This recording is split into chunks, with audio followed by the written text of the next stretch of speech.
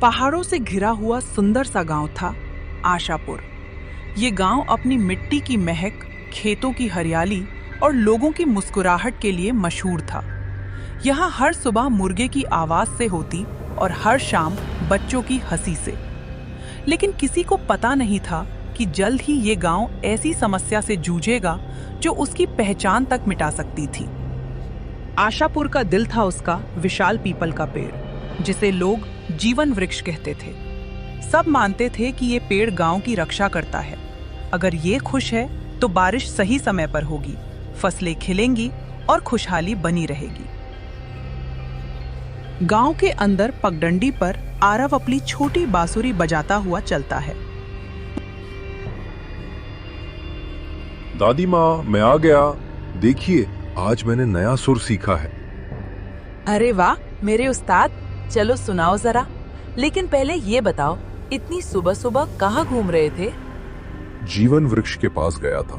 आज उसकी पत्तियां थोड़ी पीली लग रही थी। पीली? ये तो अच्छा नहीं।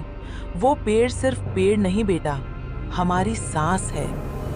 दादी माँ की आवाज में डर था। आरव ने भले समझा नहीं, लेकिन उसे महसूस हुआ कि कुछ ठीक नहीं है। दोपहर होते होते चौपाल में हलचल मच गई।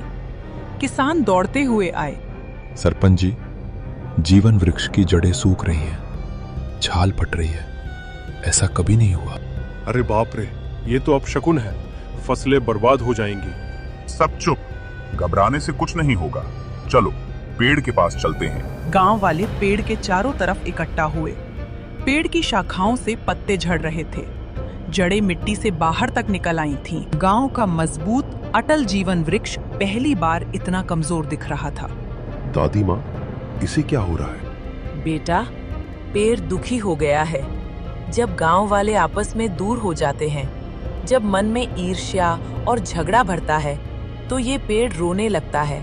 रस्सी लाओ, बांधो इसे, शायद संभल जाए। रस्सी से नहीं संभलने वाला सरपंच जी। समस्या हमारे अंदर है। हमने एक दूसरे की मदद करना छोड़ा और पेड़ दिल से महसूस करता है। पेड़ की ओर एक हवा का झोंका आया, लेकिन ये हवा कुछ अजीब थी। ठंडी, चमकदार, जैसे उसमें कोई छुपा हो। आरव ने उसे महसूस किया। रात होने लगी। गांव वाले लौट गए, लेकिन आरव चुपचाप पेड़ के पास बैठा रास्ता। अचानक पेड़ की पत्तियों के बीच नीली रोशनी चमकी। आरव? कौन? मैं हूं वायरा, इस पेड़ की रक्षक। पेड़ इसलिए सूख रहा है क्योंकि गांव के दिलों में दरारें आ गई हैं। लोग बात करना भूल गए, मदद बांटना भूल गए। तो मैं इसे कैसे ठीक करूं? एक बच्चा भी पूरी दुनिया बदल सकता है। तुम्हें लोगों को फिर से जोड़ना होगा। उन्हें याद दिलाना होगा कि गांव तभी जीवित है जब लोग एक दूसरे के लिए जीते हैं। आरव ने हवा परी की आंखों में चमक देखी। इस छोटे से बच्चे के दिल में एक मजबूत साहस जागा। वह खड़ा हुआ और उसने पहली बार ठान लिया, मैं अपने गांव को बचाऊंगा, चाहे जितनी कोशिश क्यों ना करनी पड़े। उस रात हवा परी वायरा के शब्द आरव के मन में गूंजते रहे। गांव को जोड़ो, दिलों को मिलाओ। आरव सो नहीं पाया। वह सोचता रहा कि अकेले वह इतना बड़ा काम कैसे करेगा। लेकिन सुबह होते ही उसके मन में एक विचार चमका। चौपाल में सबको इकट्ठा करके बात करना। गांव के चौपाल में लोग बैठे थे। कुछ बोरी में गेहूं झाड़ रहे थे, कुछ लकड़ियां बांध रहे थे। सब अपने अपने फर्क में उलझे हुए थे। आरव धीरे धीरे मंच के पास गया।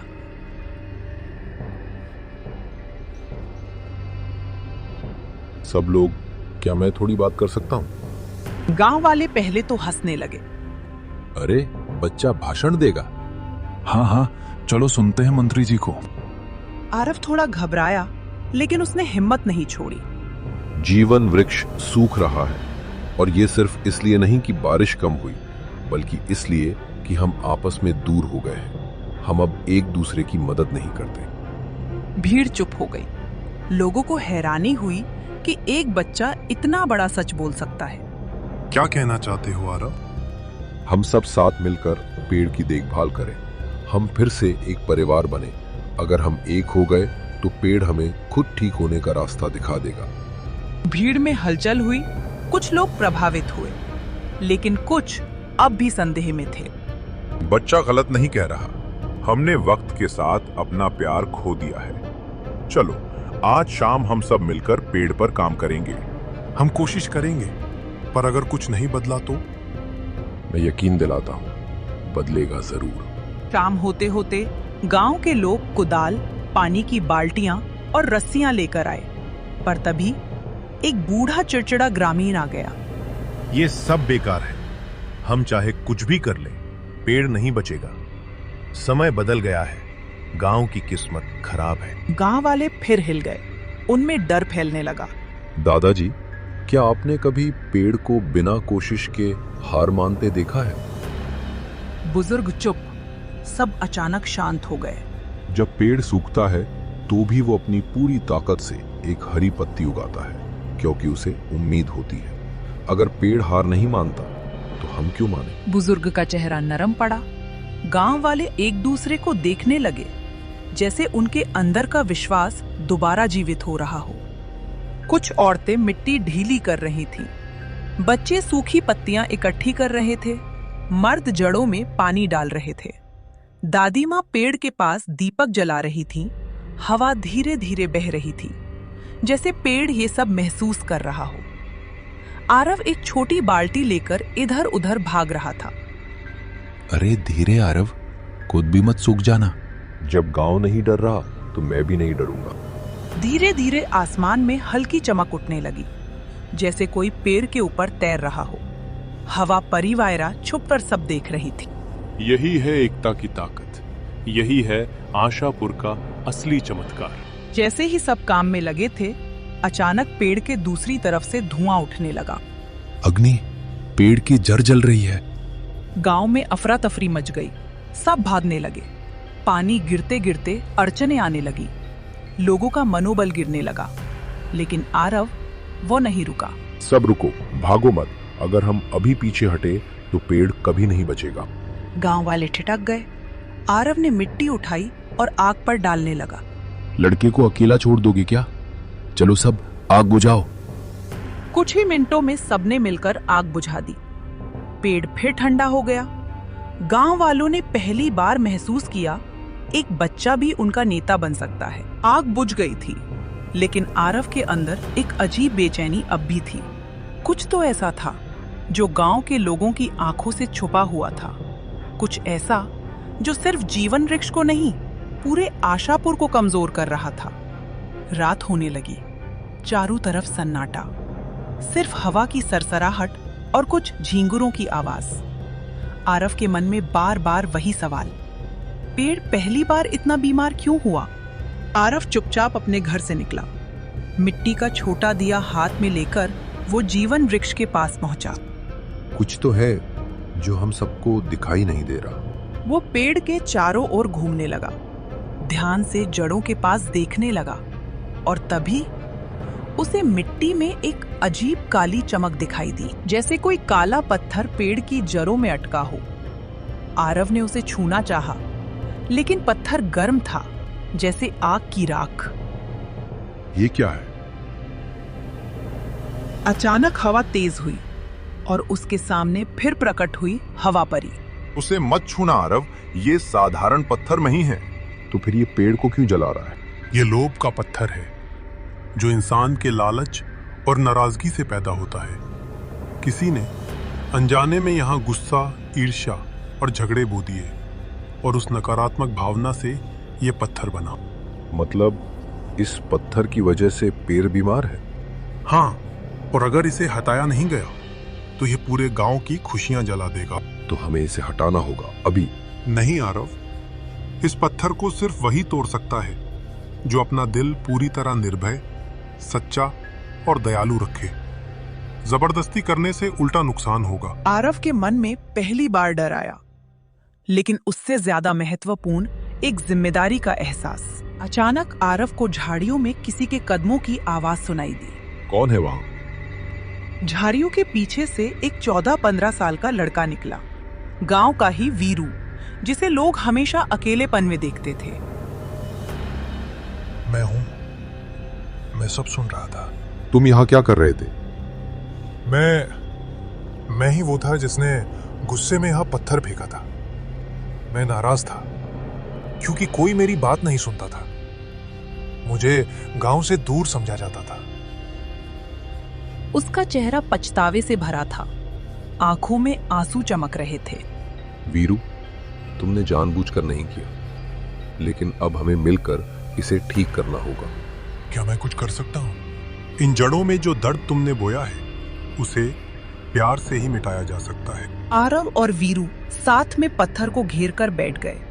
आरव ने कहा, वीरू, अपनी सारी नाराजगी छोड़ो, पेड़ से माफी मांगो और खुद से भी। वीरू ने आंखें बंद की, कंपती आवाज में बोला, मैं माफी चाहता हूँ। मैं अकेला पड़ा और मैंने अपने गुस्से को सही जगह नहीं दिया, लेकिन मैं गलत था। जैसे ही उसके दिल की सच्चाई बाहर आई, काले पत्थर की चमक कम होने लगी। आरव ने भी अपनी हथेली उसके ऊपर रख दी। जब हम गलती स्वीकार कर लेते हैं तो आधी समस्या खुद खत्म हो जाती है। अचानक पत्थर में एक दरार पड़ी, टक टक टक, और कुछ ही क्षणों में वह चूर चूर होकर राख बन गया। जड़ें धीरे धीरे चमकने लगी, जैसे पेड़ ने लंबी सांस ली हो। ऊपर की 2 सूखी पत्तियां धीरे से हरी होने लगी। शाबाश, तुम दोनों ने दिल की सच्चाई से काम किया। यही है असली उपचार। तो पेड़ अब ठीक हो जाएगा? अभी पूरी तरह नहीं, ये तो पहला घाव था। असली खतरा अभी बाकी है। किसी ने जानबूझकर नहीं, लेकिन गांव में कई दिलों में दुख जमा है और उन दुखों की छाया पेड़ पर फिर आ सकती है। आरव और वीरू ने एक दूसरे की तरफ देखा। अब वे अकेले नहीं थे। उनके सामने अब एक बड़ा मिशन था, पूरे गांव के दिलों को जोड़ना। और यही आशापुर को बचाने का असली रास्ता था। सुबह का सूरज उग चुका था, लेकिन आशापुर में आज रोशनी कम और बेचैनी ज्यादा थी। जीवन वृक्ष थोड़ी राहत पा चुका था, मगर उसकी पत्तियों में अब भी थकान थी। आरव और वीरू ने जो पत्थर तोड़ा था, वह तो सिर्फ शुरुआत थी। अगला खतरा पूरे गांव में फैल चुका था। आरव जब घर से बाहर निकला, उसे लगा जैसे हवा में ही कुछ भारी सा है। लोग इधर उधर टहल रहे थे, चेहरों पर तनाव और आंखों में हल्का सा संदेह। किसने हमारी फसलों को खराब किया? कोई तो वजह होगी। कहीं ये जीवन वृक्ष तो कमजोर नहीं हो गया? तभी तो हमारे काम बिगड़ रहे हैं। अगर पेड़ पर आंच आई तो गांव का क्या होगा? ये सब क्या हो रहा है? कल तक सब ठीक था। तभी वीरू उसके पास आया।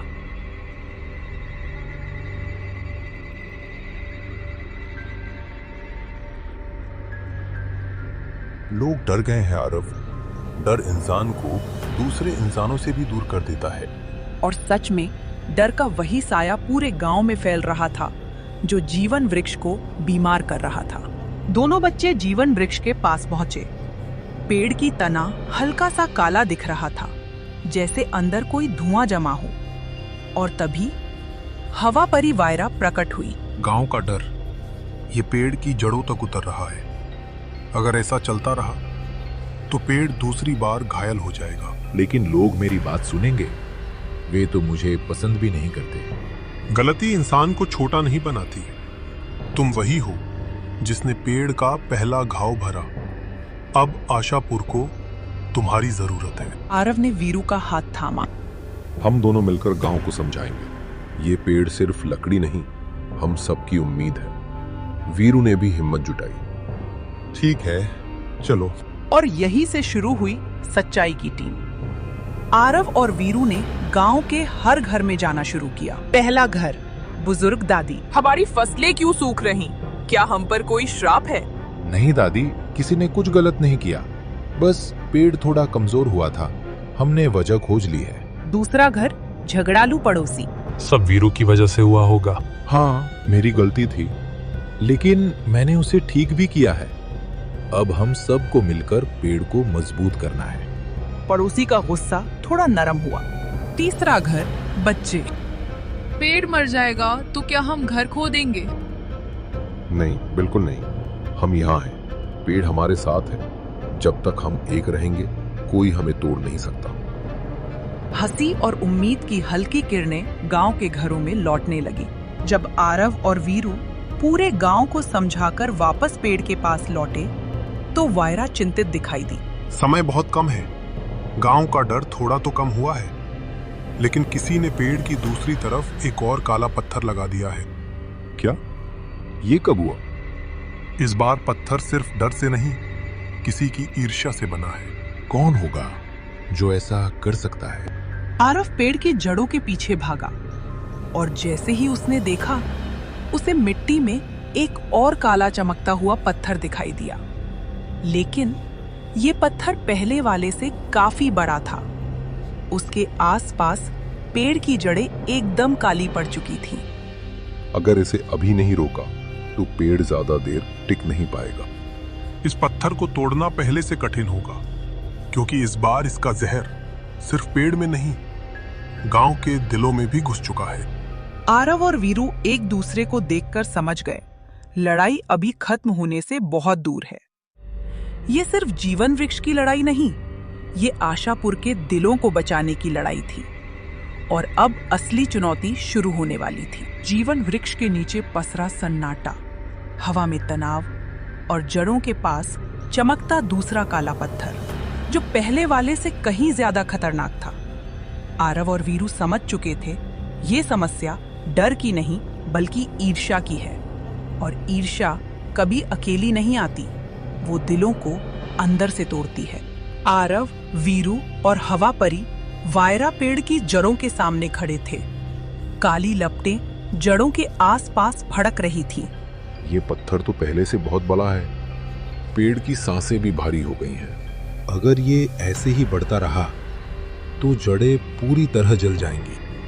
इस पत्थर में ईर्ष्या की ताकत है, और ईर्ष्या तब बनती है जब कोई खुद को दूसरे से कम समझता है, अपने दिल में दर्द दबाता है। लेकिन गांव में ऐसा कौन हो सकता है? वायरा ने अपनी उंगलियां हवा में घुमाई। एक नीली चमक हवा में फैली। उस चमक में गांव के कई लोगों के धुंधले चेहरे दिखे, लेकिन एक चेहरा साफ चमक रहा था। आरव और वीरू रघु चाचा की पुरानी लकड़ी की दुकान पहुंचे। दरवाजा आधा टूटा हुआ, अंदर अंधेरा, और चाचा सामने बैठे चुपचाप एक लकड़ी को घूर रहे थे। तुम दोनों यहाँ क्यों आए हो? चाचा, जीवन वृक्ष पर फिर हमला हुआ है और इसका कारण आप हैं। रघु चाचा चौंके। उनकी आंखें लाल हो गईं, गुस्से से नहीं, शर्म और दुख से। मैंने कुछ नहीं किया, बस एक पत्थर रखा था, बस इतना ही। लेकिन चाचा, आपका वो पत्थर पेड़ को और पूरे गांव को नुकसान दे रहा है। जब से शहर की चीजें आने लगी, मेरी दुकान खाली पड़ गई। कोई अब मेरे काम की कदर नहीं करता। मैं बेकार हो गया हूं बेटा।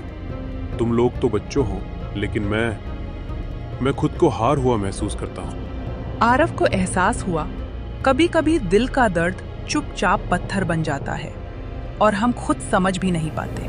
चाचा, आपका हाथ, आपका हुनर, ये शहर की दुकानें कभी नहीं छीन सकती। लेकिन आप अकेले पड़ गए, और अकेलापन सबसे बड़ा जहर है।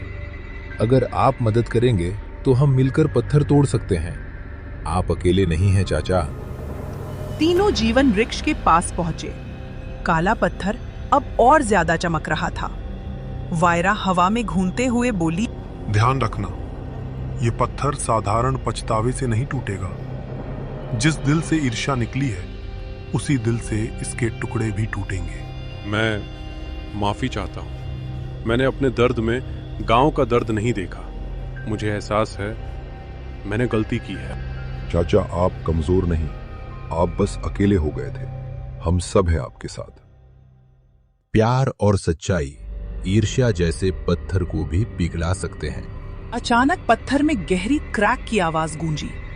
तक तक तक, और चकनाचूर। काला पत्थर राख में बदल गया। पेड़ की जड़ें चमक उठी। पेड़ ठीक हो गया। गांव वाले फिर से खुशी से जीने लगे।